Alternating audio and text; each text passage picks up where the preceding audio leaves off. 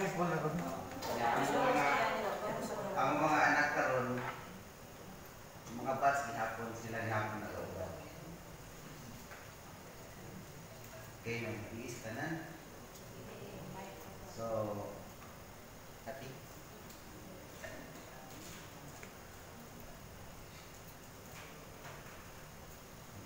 Pasa-pasa. Magaling sa Psalms 116. Kung isugod sa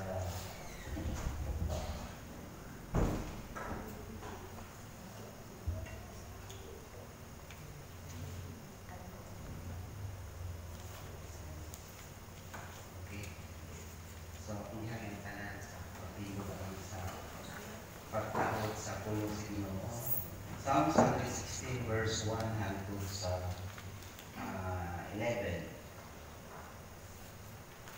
Panaliti ako, Diyos, kay kanimo idamo ako. Mingon ako sa Ginoo, ikaw mo ang ako Ginoo. Ang tanan maayo butang na ani ang anak ko nagikan kanimo. Pagka maayo kayo sa kauhangan sa Ginoo, ang labing dako kong kalipay mao ang pagpakiguban kanina. Ang damo sa mga Diyos-Diyos na dapit lang o daghang kasamo sa ilang kabaling. Dili ako moapil sa ilang mga paghalad o dili ako simba sa ilang mga Diyos-Diyos. Ikaw ra gayud o Ginoo ang isaligan ko o gihatagan mo ako sa tanan kong gikinahanglan. Ang akong kinabuhi ana sa inyong kamot. Pagkaanindot gayud sa dapit nga gihatag mo kanako. Pagkamaayo gayud niini. Dayon ko ang Ginoo. Kay gigiyahan niya ako. Sa gabi ang akong tanlag naglandag kanako. Ang Ginoo gisunod nako. Kanunay o wala ako'y ikahadlukan kay aniaman siya sa akong tuon. Busa ang pasalamaton ug malipayon ako kaayo ug nagpuyo nga malinaw.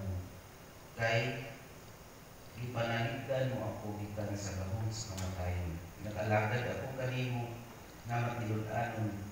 Busa dili mo ako itugyan ngadto sa kalibutan sa mga patay. Itultulan mo ako sa dalan paingon sa kinabuhi.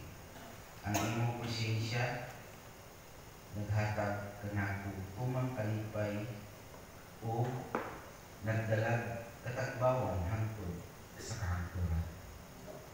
Mag-aantod ta. Nalain ko mahigod mga Diyos. Ginawa na sa kami, nakakamdan sa inyo po, Lord. Thank you for your word and for all the truth and wisdom. Please prepare our hearts to receive your word. Remove the stone from the soil of our heart at the weeds from our life so that we may be ready to hear your word, understand your word, and live your word for the glory of your name. In Jesus' name, amen. Amen.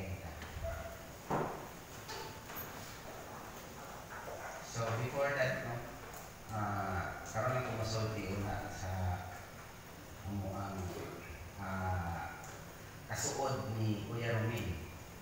So sa 19 years na ako nagpumastor sa Dunya Carmen, Albina.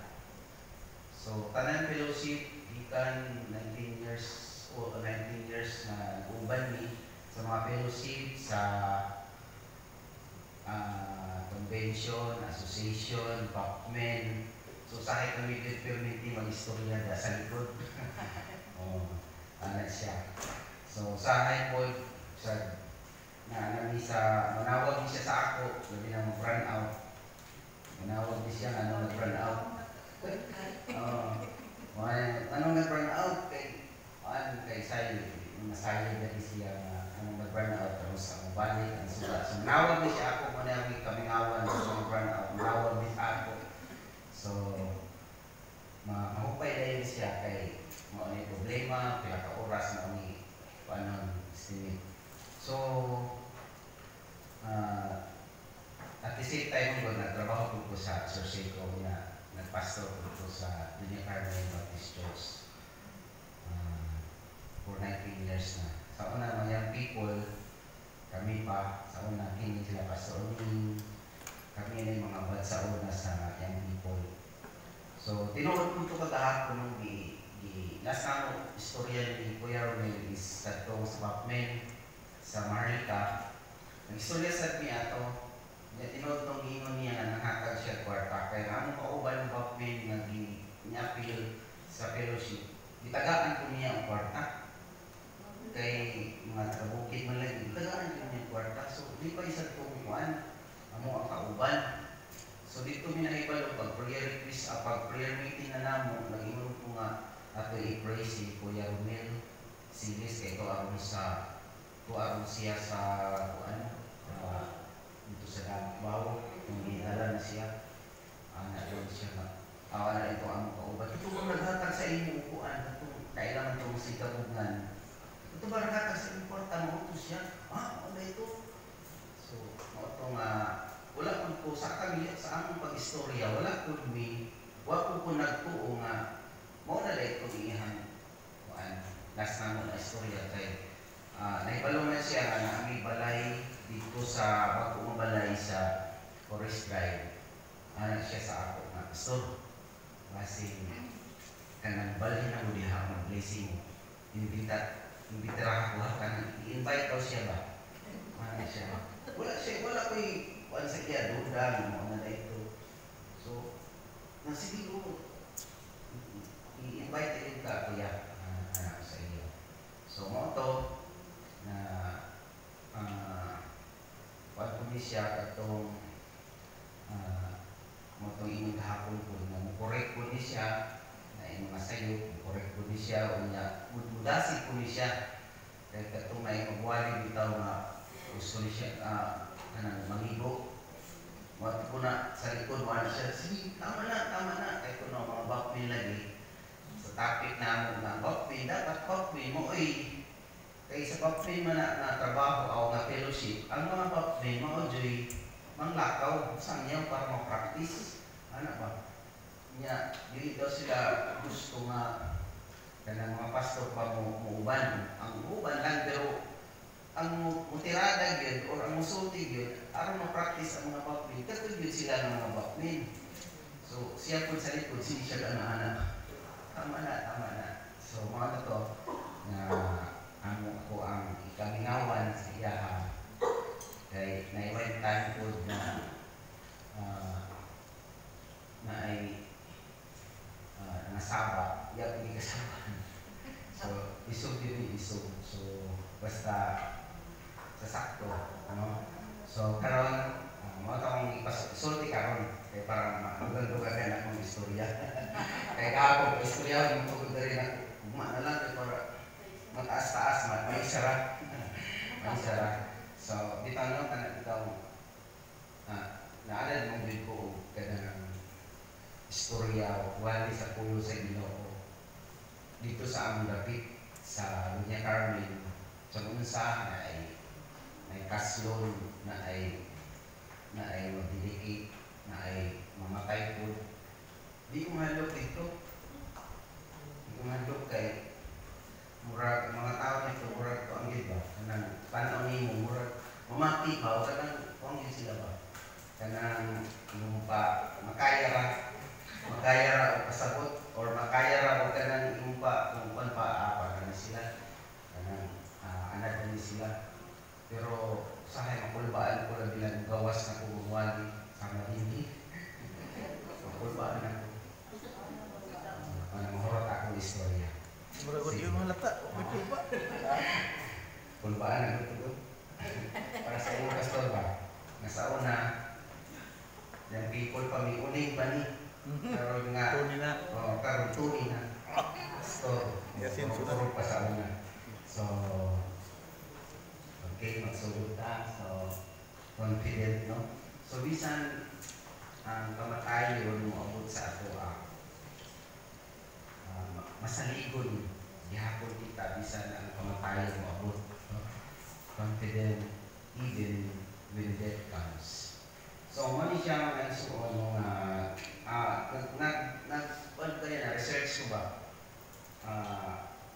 Dapat itong ingon ni Pastor Bagundol itong last night na kaduha, katulo karon na night na matag segundo akong i-research kanina. Ang source ani is www.theworldcounts.com. The world counts. Ihap. Ang mamatay kuno sa matag segundo is duha. No? Kung duha niya ang matao ko is upat sa matag segundo. So basta ganun ang tao. 4.3 kung kadali ang during sa 2023 niya ilahan i-count ana pagka January ang during January 2024 4.3 births and 2 deaths are expected worldwide every seconds. So around 140 million babies, mga bata na tao every year in the world. So mas daghan ang natao kaysa matay mo. So every seconds, duha. So mataingon na to na swerte ta kay sa matag segundo buhay pa ta. So daghan pagpanahon. No?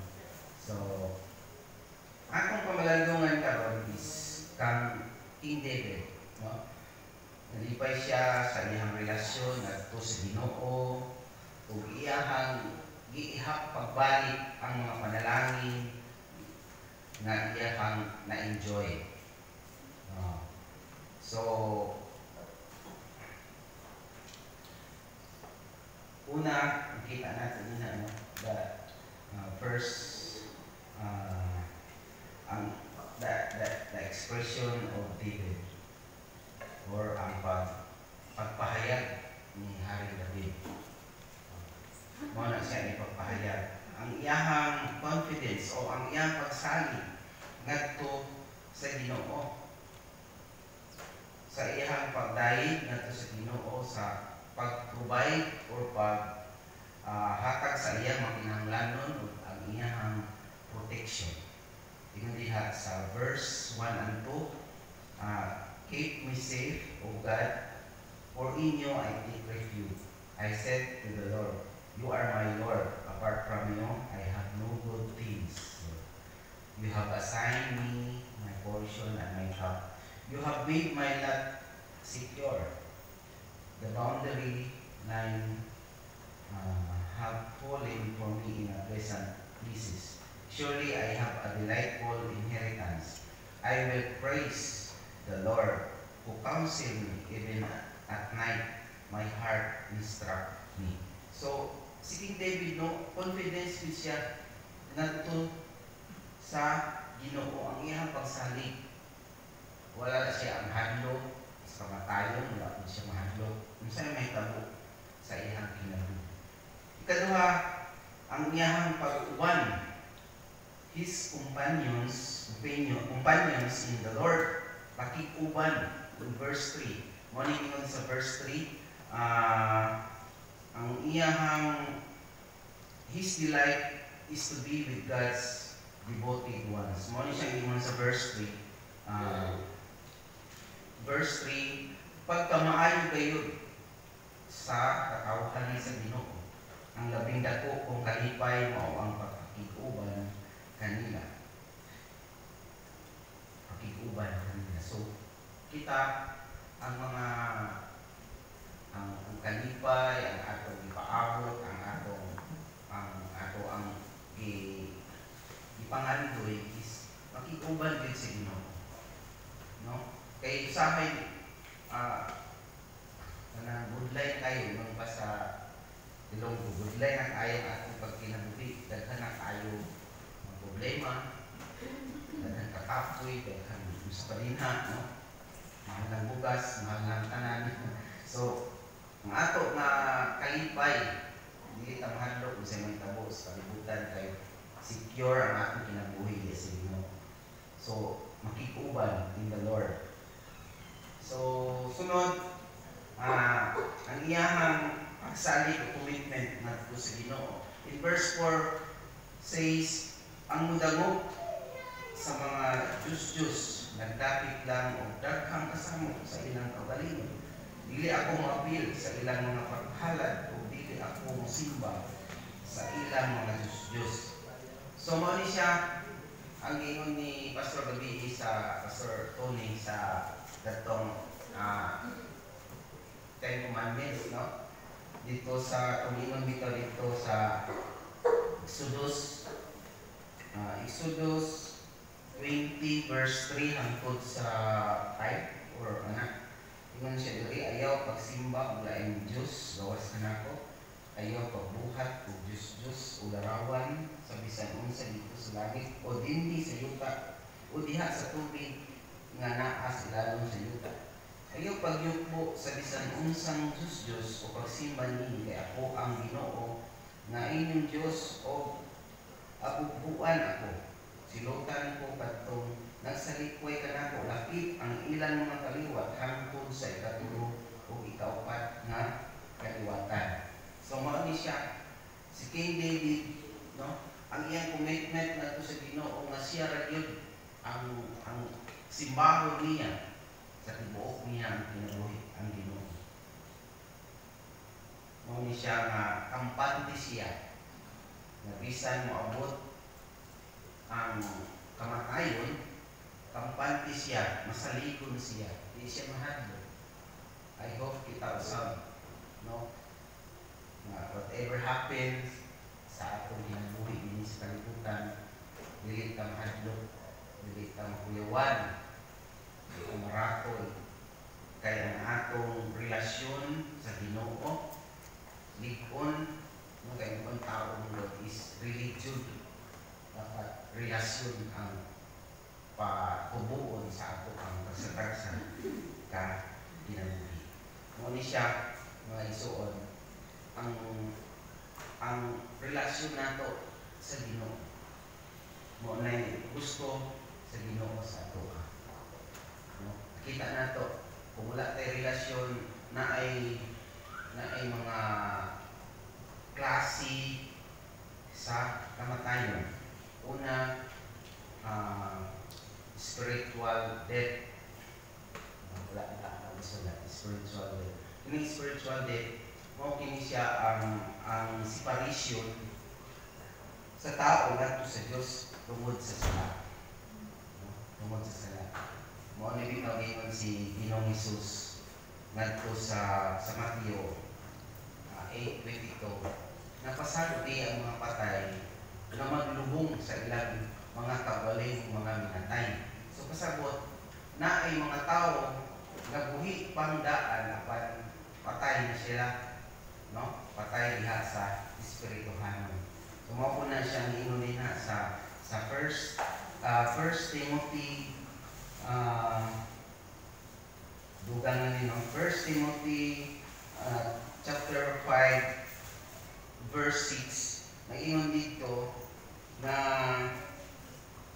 ang mga nagmapatuyangon sa kahigayan patay na sa espiritu bisan tuod buhi pa siya sa lawas. So kini siya nga sitwasyon na pa ni good news kay naa pa ni siya kanang lingkawas pa siya sa espirituhanon, maka-escape pa siya sa hell, sa impyerno, maka-escape pa siya sa kanang spiritual death, no? And be spiritually resurrected. Ano siya din eh. Kaya nung na sa Ephesians chapter 2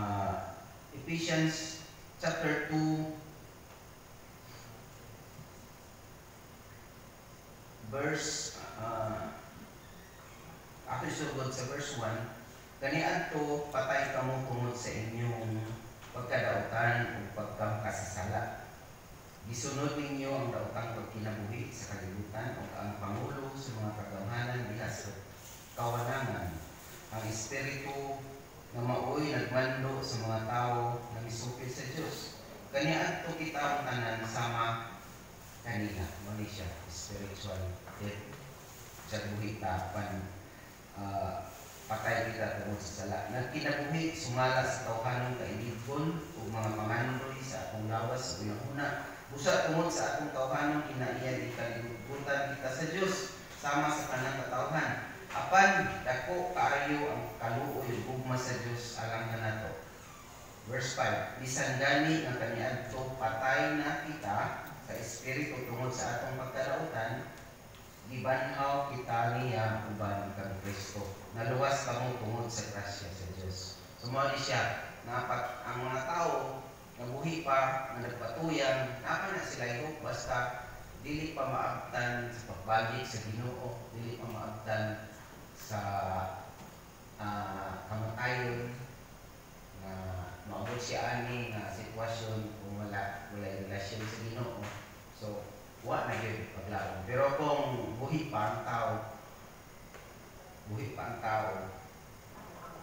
na pa'y paglaom. No? Na pa'y paglaom. So, mao na siya na may paninguha yun kanunay ang pagpalapnan sa pulong sa Ginoo. Dito sa among lapit, daghan pa mga ignorante sa pulong sa Ginoo. Usahay mag-street preaching dito. Usahay magbalay-balay dito. So, kuan jud ka na imong pauhaw sa pulong sa Ginoo. Uhaw sa espirituhanon nga mga butang. No, mo ni ato timan-an nga ang mga butang dili makita bulungtad hangtod sa kanturan apan ang mga butang makita. Tapos lang mahal lang. So, mo na siya ang ipaningkamutan sa mga mensahero, sa mga alagad sa Ginoo na mapalapnag, ma-share ang pulong sa Ginoo. Kay nagtuo ba mo na ang tanan anak sa Diyos? No, nakaila sa Diyos, nagtuo ba mo anak? No? So, maupod sa ato ang example na ito ba? Ang atong presidente nakaila tali ba? Si Ferdinand, isa gani? Ferdinand Marcos. Oo, kakaila ha? Nakailan ta sa iya tanan mga tao sa Pilipinas katong libutar o katong nanay buot, di ba nakaila? Pero si Ferdinand Marcos, presidente na to, wala kaila sa ato. Kato lang siguro iyang mga relatives, katong iyang mga relasyon, no? Mao po na Ginoo. No, ang naay relasyon mo ug iyang nailhan. Katong wala relasyon sa iya, hindi siya kailangan anong mayroon man siya sa kanabitang sa Matthew 7, anong mayroon man siya? 21. Oo, wala ako makailakan ninyo. Daghan ka na akong ingon, Ginoo, Ginoo. Bisan gani sa church, no, mayroon, kita nato din na, bisan sa church, kung akong kasahon diha, bisan sa church, dili takasiguro diha usahay, kay naapoy usahay diha nga, ingon diha, no?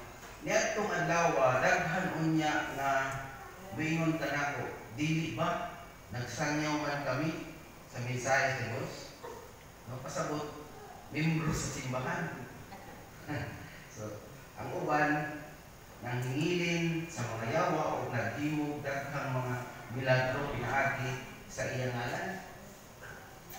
No, apan 23, apan ingnon ko niya sila, wala ako makaila kaninyo mga magsasala. So, pasabot nga ang tinuod yun nga mailhan ta sa Ginoo is kana adunay tay relasyon. Dili kang kumpiyansa nga nakaila lang ta pero wa tay relasyon sa Ginoo. No? So pasigurohon gyud nato no nga naagid tay relasyon diha sa Ginoo. Sa unsa man ta grupo, no? Ang importante sa kanang religion, ang importante ang relasyon nato diha sa Ginoo. O ni siya ang good news, no, nga napatay opportunity na maka-skip, makalingkawas anang spiritual death. Ang dili pa na mabot sa atong kinabuhi, masama ta ni ini kang Kuya Romel na wala tay relasyon sa Ginoo. Wa to gyud ta sa physical death. Mao ni siya ang separation nato, no, ang atong lawas balik ka dito sa yuta, no? Kung ang atong soul, mo ni siya ang bati, mo ni siya ang matuba. Eternity, duha ka eternity. Eternity with God or eternity away from God. Mora yun na ang kapadulngan nato kung wala tayo relasyon sa Ginoo. Kung wala tayo relasyon sa Ginoo, eternity with God, no? Wala na kasakit, doon kalipay, siya ang atong kahayag, siya ang atong ato ang ginadahig ana na panahon. So, mo ni siya, mga iso. So, imong pa din na, no? The lake of fire in its final state will be thick darkness, no? Mo ni siya na kung diwali Pastor Rabi, imong pa dito, friend like sure, no? Death is sure. Tinuod ang kamatayon. Kaya saksihan din nato ang kamatayon. Di ka makatuo nga nato ang isuon. Kadugay-dugay nato nga kauban. Kadugay-dugay na nato siya na istorya na anad mo haton at anad ko nga ni anak na siya. So pasabot nga ang kamatayon Ginoo, no? Ginoo yun. Mo na siya nga ang sala is a course, but Christ is the hope and cure, no? Mo ni siya inodari sa John 11 John 11, 25. John 11, 25.